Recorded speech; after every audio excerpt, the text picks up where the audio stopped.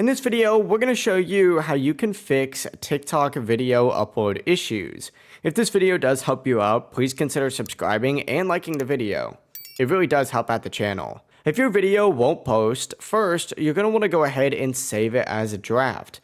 From here, you can go to your profile by clicking the profile icon in the bottom right corner, and it's going to open up a page that looks something like this. Tap the three lines in the top right corner, and then choose Settings and Privacy to open up your settings and privacy. You're going to want to scroll down on this page right here until you see the option that says Free Up Space. This is going to be under that cache and cellular settings right here. Click on it, and then go ahead and clear your cache. This can often solve the problem, but after that, what you're going to want to go ahead and do is simply fully close TikTok by swiping it away. If this still doesn't work and you're still having issues, you're going to want to go ahead and reinstall TikTok.